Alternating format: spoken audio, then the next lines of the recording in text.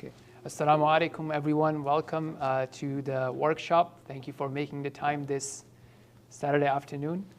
See, there's some interesting stuff going on TV, which I found out about last night, so it's good that you guys made time for it.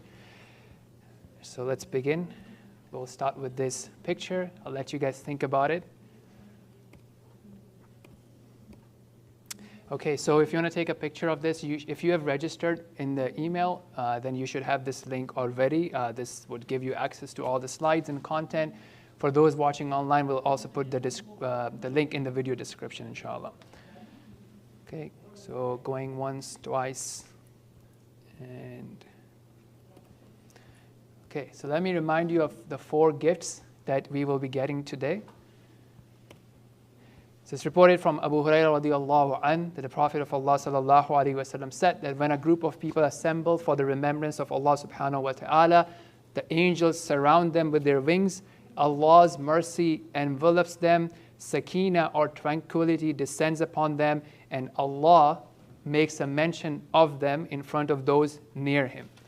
So at the very least, anytime we go, inshallah, for any sort of gathering, for the sake of Allah, remembering Allah, let's at least expect that. And hopefully we'll get more than that as we learn, discuss, and apply the knowledge, inshallah. So here's something, hopefully everybody knows what this is. Anybody doesn't know what this is? Okay, maybe some of the younger ones can tell me, how is this different from the taps that we are used to? Yes?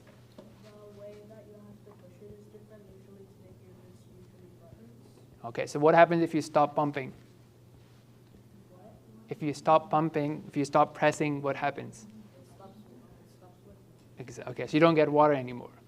Okay, so the reason I'm putting this is basically this training, there's 2 parts. One is my part to prepare and deliver, and then there's a part that's on you, which is also applicable for any workshop, any course that you go to, and that is the effort that you will be putting in. Okay, especially those watching online, you could be multitasking with 20 tabs open, or you can focus on one thing, learn it, think about how you will apply it, and then actually apply it. Otherwise, the water will stop coming as, what's your name?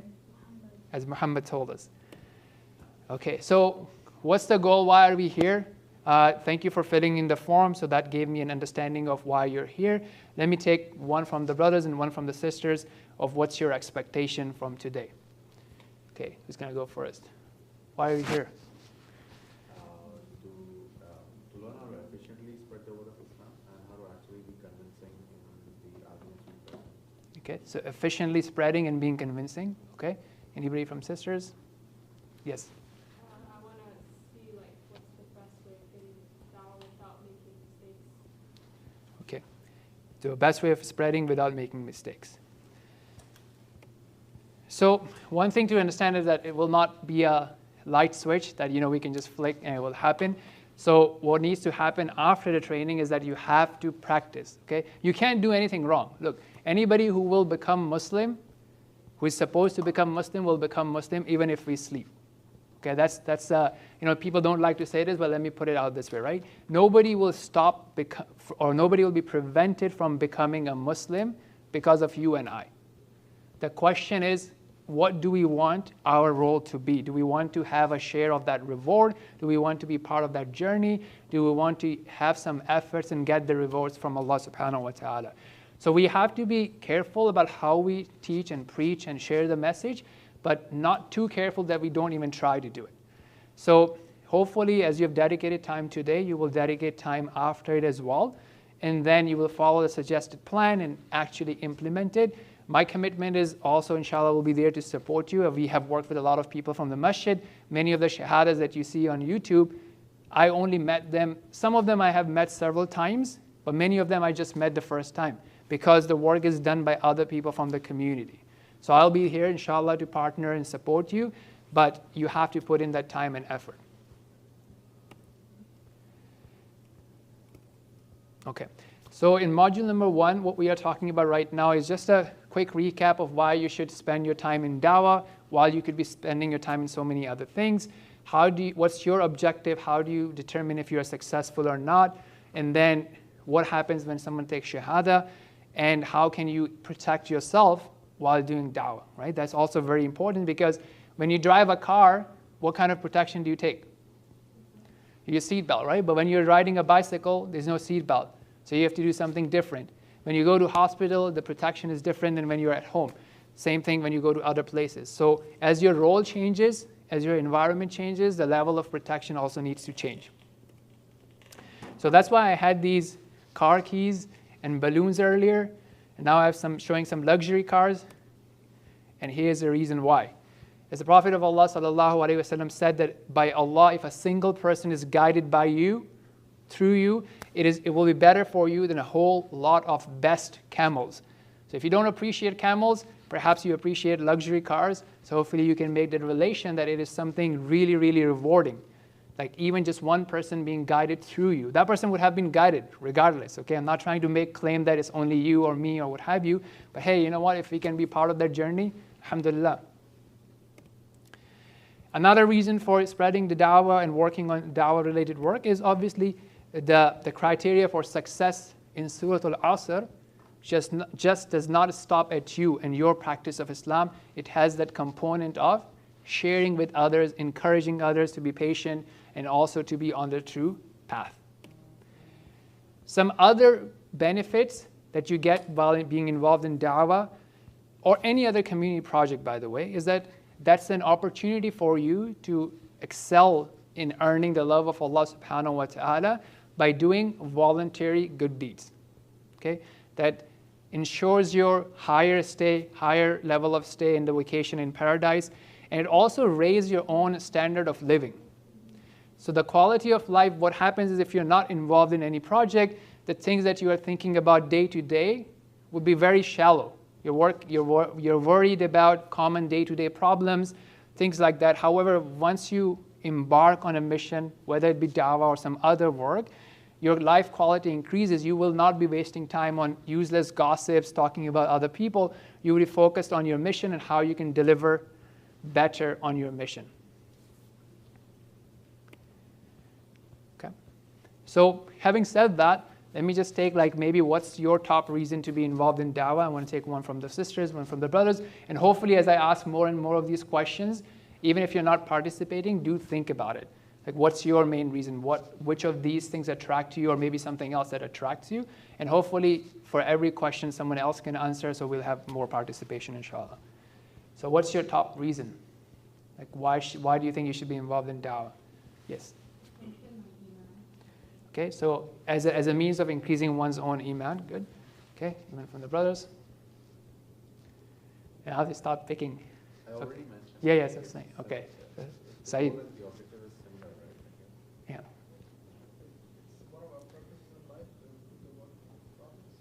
Okay, yeah, it's the work of prophets, right? So very higher level of mission to have, right? That's what the main job of the prophets was. Very good. So when people get into dawah, then there's other things, right? That what is your metric, and what's your end goal? For some people, it's the shahadas. I just want to have like a bunch of shahadas. To get shahadas is very easy. Okay, if you just want shahadas, I can teach you some hacks and you can get shahadas. That's really easy. Okay, if some people will be like, I just want to create some interest. Okay, some people would be like, I want to continue the conversation and have conversations, and then finally use that conversation to help the person actually connect with Allah subhanahu wa ta'ala. So you also need to know like what level and what role you want to play in the whole dawah activity or the dawah mission. Then how do you determine success? Right, so something really different when it comes to the work of the deen and with Allah subhanahu wa ta'ala compared to this world is that usually in the world you are rewarded for impact. Your bonus is tied to the impact, the number of sales, what you are creating, what value you're bringing to the organization. Even for nonprofit, what's your fundraising target, so on and so forth. Right? With Allah subhanahu wa ta'ala, it's your effort and your sincerity. So even if nobody takes shahada, you will still be rewarded for your effort. Okay? Obviously, you have the example of Nuh alayhi salam with 950 years of dawah and only a handful of people accepting Islam. So with Allah subhanahu wa ta'ala, the metric is efforts and sincerity, not necessarily the visible results. So if you try and then you have this thing, okay, every week I'm giving half an hour or 1 hour, I'm trying or I'm talking to one person, that could be a good metric of success, regardless of what the worldly results are. And lastly, I also want to take this opportunity, although this is not the main topic of this workshop, is to realize what happens after Shahada. Okay? So if I were to bring your attention to the Seerah, when we had the Meccan period, was taking Shahada easy or hard in the Meccan period? Okay, were there any hypocrites in the Meccan period? Because the barrier to entry was really high. So if you take Shahada, you have to be serious. Okay? In Medinan period, obviously we had hypocrites. There were worldly benefits of taking Shahada, of becoming Muslim, right? So especially in the West today, taking Shahada or being Muslim does not come with a high cost. People think that it does, but usually it doesn't, especially in the West. Okay? So that's why it's easy to come into Islam, and it's very easy to not have anything to do with Islam the next day. So many people think that, okay, mashallah, the person has accepted Islam, he or she must be really serious, and he or she has a much higher level of iman than me. All that is usually false. Okay? Which means there's a lot that needs to happen for the new Muslims as well. And obviously in Quran, I'm just going to rush through it because that's not our main topic, but just something that will give you an idea of the bigger picture here. That Allah subhanahu wa ta'ala mentions the general principle, right? This lady who is spinning her thread and then undoes it. Many times we do the same thing. We do the dawah, we put in so much effort and funds into dawah, and person takes shahada, and then that's it. We think we have become winners, and it's a success. That's why I mentioned earlier, what is your metric? Because if you're saying, okay, how many conversations I'm having, how many shahadas am I having, then obviously your efforts will be different as well. This is the prophetic guidance, right? When Prophet of Allah sallallahu alaihi wasallam was sending Mu'adh, he said first invite them to Tawheed, but then continue the work, then invite them to Salah, and so on and so forth. Now, from Shahada to Salah is a really, really big gap. Okay? And the main issue here is people don't realize it. People think, okay, Shahada means Salah is guaranteed by default. That is not happening. Okay?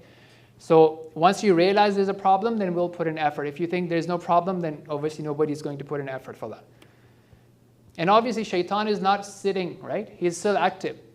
So we might think, the person has taken shahada, alhamdulillah, everything is good, but shaitan is still working very strategically.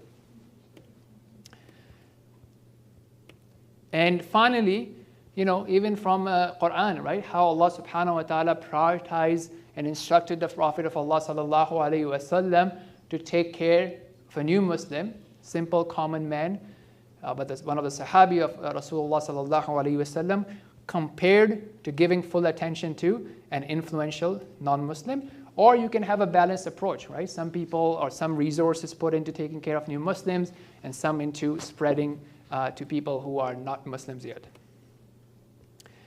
Okay, any questions about this? About the new Muslim side of things? Just going to wrap it up. Yes. I guess in order to represent or call people into Islam, then you have to be yourself carrying out some of the things that you are proposing to them. Yes. If you call someone to prayer, you have to be a praying person. Call someone to zakah, you have to make zakat yourself. Otherwise, Good. Jazakallah khair. So the sister is pointing out to basically what you should be doing within yourself, right? So you can't be calling to something and be a hypocrite and not doing it. And that's what my last section is about, right? How do you protect yourself, which kind of relates to... Also, it's not really, Jazakallah, yeah. but I don't mean hypocrisy, I mean self-development rather. Because we all have shortcomings, but Right. we're also developing in the process, inshallah. Very good observation. And actually, so her point from being like how you are growing in your Islam, right? While focusing on others, that's a very important point, right? As Allah says in Surah Al-Baqarah, أَتَأْمُرُونَ النَّاسَ بِالْبِرِّ وَتَنْسَوْنَ أَنفُسَكُمْ. Do you command people to the birr, to goodness, but you forget yourself, right? And many other places. Now, not only that, there is actually, let me stop on to, let me see if you guys can observe that. So taking it into a business analogy, okay? So imagine someone is running a business, I don't know, maybe selling candies, okay? Now, you sell candies, and then you see like every day somebody's coming, you have like 1,000 packets of candies being sold, and then you do the math at the end of the month, and you're like, I don't have any money in my bank account. okay? But you're selling thousands of candies every day. So what could be going wrong for that business? It's a business 101 as well. Yes. So Saeed, do you think what could be going wrong on the balance sheet there? Well, there's no effective. Yeah, but how? What would you see on the balance sheet? Why don't I have money? Yeah, but I don't have money, right? I'm selling it. So you observe, you come in, wow, it's like 1,000 packs of candies being sold, right? Now you're going to go and sell your business. Look, I'm selling thousands of packs every day, right? And then he hires you, is like, dude, this guy doesn't have any cash flow. Let's investigate why, what's happening. Candy's price too low, or it takes a lot to make the sell the candy? Good, so that, yeah? No, yes.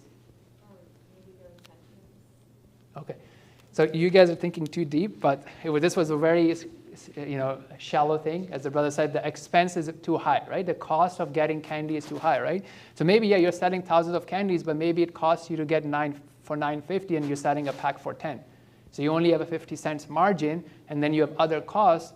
So that's why you don't have cash flow in the bank account. Yes, you have sales, but you don't, right? And that's what I kind of related to what the sister was saying. In our work, the expense is you. So I'm giving dawah, I want to have someone become more people becoming Muslim, but in that quest, I'm losing myself, right? I'm not taking care of myself, or I'm getting confused, or my dawah team is getting confused. We have like 10 members in the dawah team, and they are losing their deen. So overall, we are going on a loss, right?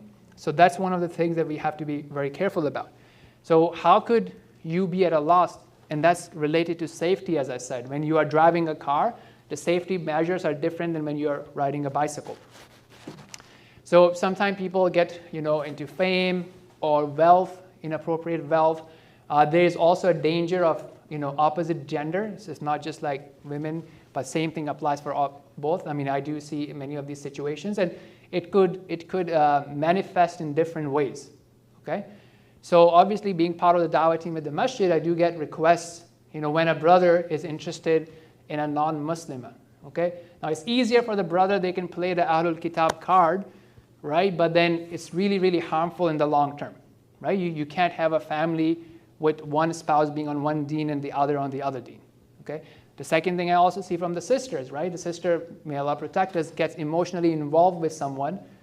And I get on a call with them and I can see they have no interest in the deen. They might even say the shahada just for the sake of it. But then what? Right? So it's just your own safeguarding is really, really important. You don't want to lose yourself for sake of someone else. So first and foremost, protect yourself. Okay, the second thing is desensitization. So the sister Jazakallah Khair, she mentioned about growth in your own worship. But what can happen is you can actually go lower than where you are today because of desensitization. So what happens is when you're doing da'wah, you will have to focus on the most important things. Even the hadith said to Mu'adh radiallahu anhu to focus on tawheed. So you might meet non-Muslims, you might meet new Muslims, and you're focusing on tawheed or you're focusing on salah, and they have so many vices that they're into, and you'll have to turn a blind eye. You have to look the other way. You may not have to bring them up because it wouldn't work. It's not part of the prioritization. But what can happen as you do that, if you don't consider that bad in your heart, you can become desensitized to that. And you might start feeling that, hey, you know what, this guy prays like once a week, or this sister, she prays once a week. I can skip my sunnah. So whatever your level was, you can become desensitized and you can start dropping things from your own routine. The last threat that we have for da'is or du'as is to not play in your own league. Okay, so what I mean by that is same thing, right? So if you are competing in some sports, you could be playing with someone who is much higher in the league than you. Now what happens, you yourself get confused. You might be starting to talk to a philosopher, they confuse you, you don't have knowledge, and you don't even have time or resources to learn all the jargon that person was using, and now you're like confused or your iman is weak. So playing in your own league is very important. You don't have to go about the hardest, craziest, the most sophisticated, the externally repeller of Islam. Play in the league that's easy. There's many, many people. Choose your candidates wisely. Another thing that people also do is sometimes they make stuff. And this has happened to like some major du'ats. As they are debating and they can't find an argument to prove their point, they may change their religion to the point that some scholars would say that, look, bro, by doing this, you've actually crossed the boundary of Islam. Okay, and there are examples like this in Toronto. So, being careful about it, you don't have to become like, super challenging, debating, and really going outside of your league. So this is not to scare you up, but just so that like you know what you're getting into and you play it safe, inshallah. Okay, any questions about that? Yes? Are you going to go over ways to protect ourselves? So for example, what to do in those situations? Okay, good. So what I would say is to have a good balance, right? So let's say obviously you have your own family, your work, and all these things, and then you have your faraid, but then don't give all your time dealing with non-Muslims and new Muslims. So that should only be a small portion of your time, and then you should balance it out by, hanging out in company of people that you can look up to, scholars that you can look up to, going to classes, going to duruus, keeping your studies up, okay? And being careful, right? Like it's okay to move on, right? And we'll talk about it in a second. Look, when you are having a conversation with someone, you are making that choice. How long do you want to carry on this conversation? If someone does not feel like worth your time or seems to be in a different league, give them some resources. Say, you know what, these are good questions, kind of out of my scope, right? Out of my pay grade. Maybe these resources will help you. You can contact some people in there and move on. That's totally fine. You don't feel personally attacked, right? Same thing, for example, if you are serving someone in the community, you're not able to address everyone and everybody, right? So know your audience and then move on. The other thing that you can do on that is, having your own goals, right? So making sure that your habits are in check, whatever those were, whether it be sunnah, salah, or siyam, or reading, studies, so on and so forth, du'as, and things like that. In good company, of course. I think a good thing to keep in mind when facing something like that is to know that if we stop the conversation, that doesn't mean that Islam is wrong or something to that effect. It's just Yes. that we just stop talking with someone. That doesn't lead to any conclusion as such. Very good. Yes. So you not having the ability to answer someone doesn't mean that nobody else has the answer. It's just maybe not worth it, right? There are people who are PhDs. Just went last week. You ask them, will you accept Islam? And they will be like, what do you mean by you? What do you mean by accepting? Right? So there are people like that who are PhD and they talk like that, right? So really, I don't know what word should I use there, but. And the same thing for Dajjal, for example, right? So when Dajjal comes in, the Prophet of Allah ﷺ did not tell us that, okay, go and fight him or be in front of him to show how strong your iman is. Rather, avoid that fitna, avoid that test, because you don't know if you would be able to take that or not. Yes? Also, what are your thoughts on giving dawah to the opposite gender, considering the Yeah, so I personally would say avoid it. There's no need. Right? As I said, we have already seen that things happen, issues come in. Why take that risk, right? So because look, there's so many people, right? If it's only one or two people, then one could argue that it's a good idea. But if you have options, why not go for options that are safer and likely to produce better results? Right? I'm not saying it's like haram. Obviously, you can do it in a very halal manner, but it's a higher risk and so on and so forth. Okay, business problem again. So one problem was solved that, so you did the analysis like, bro, you gotta, lower your expenses. So we talked about the expenses, which is not losing the du'ats. And now the expenses are lowered. You're still selling like 1,000 packs of candies. You have a good margin, okay, very good margin, like 50% margin, let's say, including every other cost, rents, whatever, right? But still you don't have cash flow. What could go wrong now? Yes? maybe your external spending? Yeah, all expenses included. You fixed it all. Yes? You have no plan to scale. Yeah, so you can't grow, but where is the money? Where is the cash flow? Sorry? Yes, everything included. Yeah, we are living in UAE, no taxes.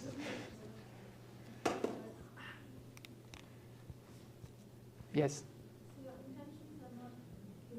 Okay, let's just come back to the numbers. Very simple numbers game. Okay, so see what happens. You know, you order something from Amazon, you don't like it, what happens? You return it, right? So that's the other thing that's happening, which I mentioned earlier. People take shahada, but then they return the next day. So that's not part of today's focus, but that's something to keep in mind as well, that you have to continue that, dawah basically. Because otherwise people are just going back to their old ways. They're not practicing Islam.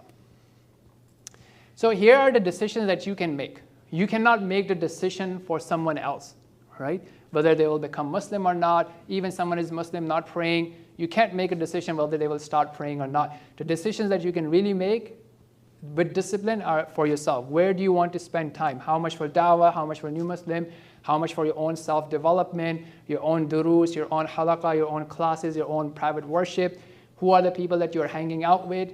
And what's the balance there? You know, from non-Muslims, new Muslims to people that you can look up to your peers. What will you focus on and what will you do about it?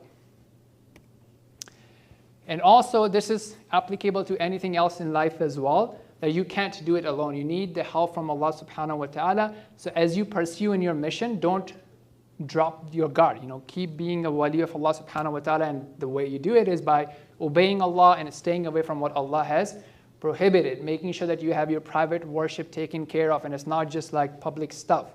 You know, loving what Allah loves, spending time with Quran, spending time in your own private dhikr, and so on and so forth.